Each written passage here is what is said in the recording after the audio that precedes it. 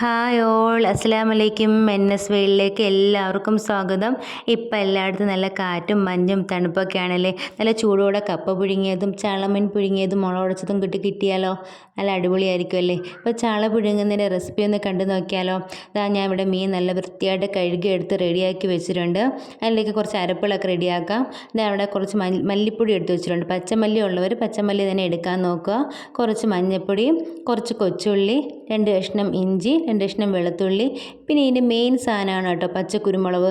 പച്ചക്കുരുമുളക് ഉള്ളവർ പച്ചക്കുരുമുളക് തന്നെ എടുക്കാൻ നോക്കുക. ഒരു കുഞ്ഞൊരു കഷ്ണം പുളിയും കൂടെ എടുത്ത് വെച്ചിട്ടുണ്ട്.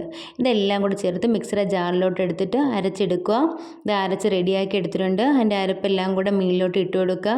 കുറച്ച് ഉപ്പും കൂടെ ഇട്ട് കൊടുത്തിട്ട് നല്ല വൃത്തിയായിട്ടൊന്ന് എടുക്കണം. ആ അരപ്പെല്ലാം കൂടെ മീനിൽ പിടിക്കുന്ന രീതിയിൽ നല്ലതുപോലെ ഒന്ന് ഇളക്കിയെടുക്കുക. ഇളക്കിയെടുത്തതിന് ശേഷം കുറച്ച് വെള്ളം കൂടെ ഒഴിച്ചു കൊടുക്കണം. ആ മീൻ വേവാനുള്ള കുറച്ച് വെള്ളം കൂടെ ഒഴിച്ചു കൊടുത്തിട്ട് അടുപ്പിലോട്ടൊന്ന് വെച്ച് നമുക്ക് വേവിച്ചെടുക്കാം.